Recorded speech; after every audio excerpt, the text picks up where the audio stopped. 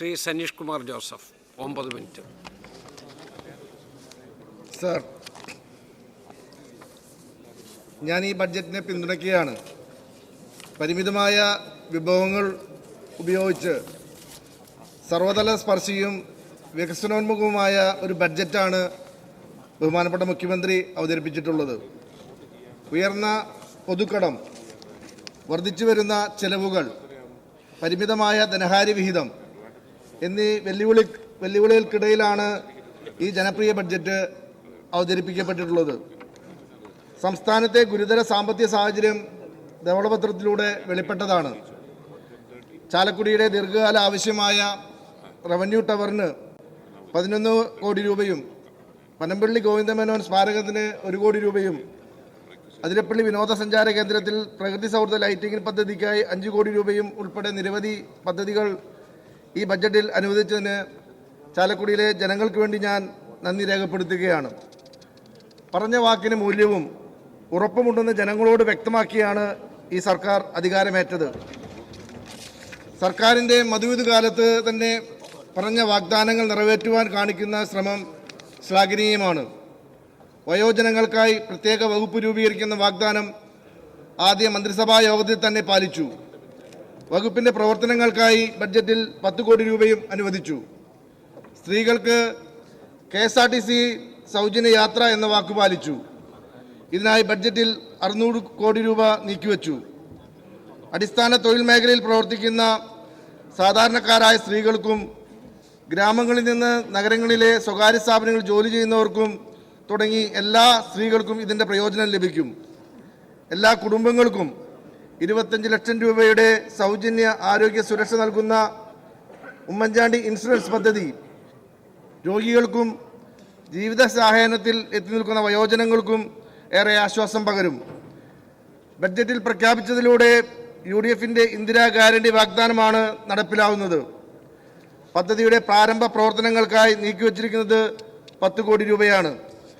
സാധാരണക്കാരെ കേൾക്കുന്ന, ചേർത്തുപിടിക്കുന്ന സർക്കാർ ആശാ വർക്കർമാർ, അംഗനവാടി ടീച്ചർമാരുടെയും ഓണറേറിയം വർദ്ധിപ്പിച്ചതും ഇതിൻ്റെ ഭാഗമാണ്. ഒരു പുതുയുഗ കേരളം സൃഷ്ടിക്കപ്പെടും എന്ന പ്രതീക്ഷയാണ് ഈ ബഡ്ജറ്റ് നൽകുന്നത്. സർ, സമൂഹത്തിലെ സാമ്പത്തികമായി പിന്നോക്കം നിൽക്കുന്നവർക്കും മാരക രോഗങ്ങൾക്ക് ചികിത്സ തേടുന്നവർക്കും കൈത്താങ്ങാകുന്നതിന് വൺ കേരള കരുതൽ മിഷൻ എന്ന പേരിൽ നൂതന പദ്ധതി പ്രഖ്യാപിക്കുകയും പ്രാരംഭ പ്രവർത്തനങ്ങൾക്കായി 1 കോടി രൂപയും വകയിരുത്തിയിട്ടുള്ളത് പ്രശംസനീയമാണ്. രാജ്യാന്തര പ്രതിസന്ധി കാരണം തിരികെ എത്തുന്ന പ്രവാസികളെ ബാധിതയായി കാണാതെ കേരളത്തിൻ്റെ വളർച്ചയുടെ പ്രധാന ചാലകശക്തിയായി മാറ്റുക എന്ന ലക്ഷ്യത്തോടെയാണ് ബഡ്ജറ്റിലെ പല പ്രഖ്യാപനങ്ങളും. പ്രവാസി നിക്ഷേപ ഫണ്ട് രൂപീകരിക്കുന്ന പ്രഖ്യാപനം ശ്രദ്ധേയമാണ്. കേരളത്തിൻ്റെ പരമ്പരാഗത ഭക്ഷണങ്ങളെയും പാചക പാരമ്പര്യത്തെയും സംരക്ഷിക്കാനും പ്രോത്സാഹിപ്പിക്കാനും വികസിപ്പിക്കാനുമായി പാചക ഇൻസ്റ്റിറ്റ്യൂട്ട് സ്ഥാപിക്കാനുള്ള ബഡ്ജറ്റ് നിർദ്ദേശനം അഭിനന്ദനാർഹമാണ്.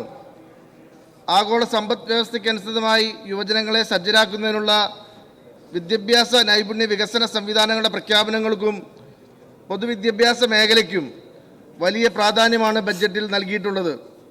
പൊതുവിദ്യാഭ്യാസ മേഖലയ്ക്കാകെ 1477.57 കോടി രൂപയാണ് ബഡ്ജറ്റിൽ വകയിരുത്തിയിരിക്കുന്നത്. മനുഷ്യ വന്യജീവി സംഘർഷത്തിൽ വലയുന്ന മലയോര മേഖലയ്ക്ക് ആശ്വാസമാണ് ഈ ബഡ്ജറ്റ്. മനുഷ്യ വന്യജീവി സംഘർഷം ലഘൂകരിക്കുന്നതിന് ആധുനിക സാങ്കേതികവിദ്യയുടെ സാധ്യതകൾ പ്രയോജനപ്പെടുത്തുന്നതിനായി 192.20 കോടി രൂപയാണ് ബഡ്ജറ്റിൽ നീക്കിവച്ചിട്ടുള്ളത്. വന്യമൃഗശല്യം രൂക്ഷമായ സ്ഥലങ്ങളിൽ കൂടുതൽ റാപ്പിഡ് റെസ്പോൺസ് ടീമിനെ വിന്യസിക്കുമെന്ന പ്രഖ്യാപനവും കടുവ, പുലി എന്നിവയുടെ സെൻസസ് നടത്തുകയും മാറ്റിപ്പാർപ്പിക്കുകയും ചെയ്യുന്ന പ്രഖ്യാപനവും സ്വാഗതാർഹമാണ്. കേരളത്തെ ഗോൾഡ് ഹബ്ബാക്കുമെന്ന പ്രഖ്യാപനം യാഥാർത്ഥ്യമായാൽ കേരളത്തിൽ തന്നെ ഏറ്റവും കൂടുതൽ സ്വർണ്ണാഭരണ നിർമ്മാണ യൂണിറ്റുകൾ തുറക്കുന്നതിന് കളമൊരുങ്ങും.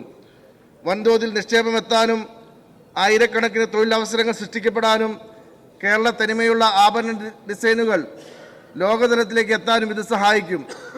കേരളത്തിൻ്റെ സ്വർണ്ണാഭരണ നിർമ്മാണ കേന്ദ്രമായ തൃശ്ശൂരിനെയും കൊച്ചിയെയും ബന്ധിപ്പിച്ച് ആഭരണ നിർമ്മാണ ഇടനാഴി സ്ഥാപിക്കുമെന്ന് പ്രഖ്യാപിച്ചത് ഈ മേഖലയ്ക്കും കേരളത്തിൻ്റെ സമ്പദ് വ്യവസ്ഥയ്ക്കും ഏറെ ഗുണം ചെയ്യും. സിനിമയ്ക്ക് വ്യവസായ പദവി നൽകിയത് ഈ സർക്കാരിൻ്റെ ചരിത്രപരമായ തീരുമാനമാണ്. വ്യവസായ പദവി ലഭിക്കുന്നതോടെ സിനിമയുടെ സമസ്ത മേഖലകളിൽ വളർച്ചയ്ക്ക് കളമൊരുങ്ങും. നഷ്ടത്തിൽ ഉഴലുന്ന ചലച്ചിത്ര രംഗത്തിന് ജീവശ്വാസം കിട്ടും. ഈ ചുവടുവെപ്പ് കാലത്തിൻ്റെ ആവശ്യം കൂടിയായിരുന്നു. ആയിരങ്ങൾക്ക് അന്നമേകുന്ന ഒരു വലിയ തൊഴിലിടത്തിന് അർഹമായ പരിഗണന ലഭിച്ചു എന്നത് നിസ്സാര കാര്യമല്ല. അതുപോലെ തന്നെ മലയാള സിനിമയുടെ പിതാമഹൻ ശ്രീ JC ഡാനിയലിൻ്റെ പേരിൽ കൊച്ചിയിൽ ഫിലിം സിറ്റിക്കായി 100 കോടി വകയിരുത്തിയ തീരുമാനവും സിനിമാ മേഖലയോട് ഈ സർക്കാരിനുള്ള കരുതലിൻ്റെ മറ്റൊരു അടയാളമാണ്. അന്തരിച്ച നടൻ സലീം കുമാറിനായി എറണാകുളത്ത് സ്മാരകം നിർമ്മിക്കുന്നതിന് 1 കോടി രൂപ വകയിരുത്തിയതും ജോൺസൺ മാഷിൻ്റെ പേരിൽ തൃശ്ശൂരിൽ മ്യൂസിക് അക്കാദമി ആരംഭിക്കുന്നതിനായി 5 കോടി രൂപ വകയിരുത്തിയതും സ്വാഗതാർഹമാണ് സാർ. ചാലക്കുടിയിലെ അതുല്യ കലാകാരൻ കലാഭവൻ മണിയുടെ പേരിലുള്ള സ്മാരകം നിർമ്മിക്കുന്നതിന് വേണ്ടിയുള്ള നടപടികൾ കൂടി സ്വീകരിക്കണമെന്ന് അഭ്യർത്ഥിക്കുകയാണ്. പൊതുഗതാഗത മേഖലയെ സംരക്ഷിക്കുന്നതിൻ്റെ ഭാഗമായി സ്റ്റേറ്റ് കാരേജ് ബസ്സുകൾക്ക് വലിയ ആശ്വാസമേകുന്ന പ്രഖ്യാപനമാണ് ബഡ്ജറ്റിൽ ഉണ്ടായിരിക്കുന്നത്. ഈ വാഹനങ്ങളുടെ നിലവിലെ ത്രൈമാസ നികുതിയിൽ 50% ഇളവ് അനുവദിക്കാൻ തീരുമാനിച്ചത് സ്വാഗതാർഹമാണ്. ഇലക്ട്രിക് വാഹന ഉപയോക്താക്കളുടെ നികുതി കുറവും എടുത്തു പറയേണ്ടതാണ്. പട്ടയഭൂമിയിൽ നിലവിലുള്ള നിർമ്മാണങ്ങൾ ഉപാധിരഹിതമായി ക്രമവൽക്കരിച്ച് നൽകുമെന്ന പ്രഖ്യാപനം അഭിനന്ദനാർഹമാണ് സാർ.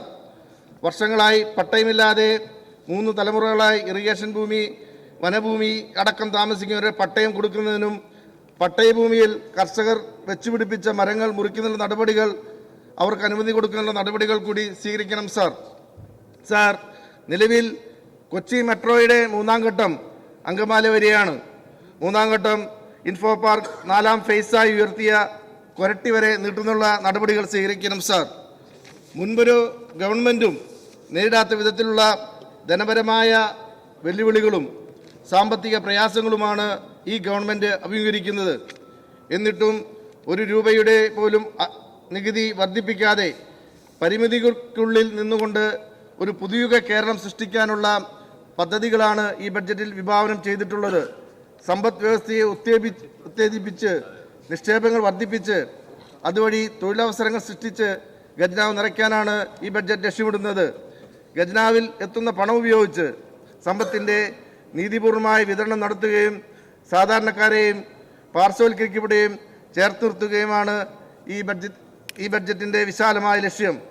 സാർ, വർഷങ്ങളായി കേരളത്തിൻ്റെ ആവശ്യമാണ് എയിംസിന് വേണ്ടി ഈ നാടിൻ്റെ ഏറ്റവും പ്രധാനപ്പെട്ട അല്ലെങ്കിൽ ഈ വർഷക്കാലം ആവശ്യപ്പെട്ടുകൊണ്ടിരിക്കുകയാണ്.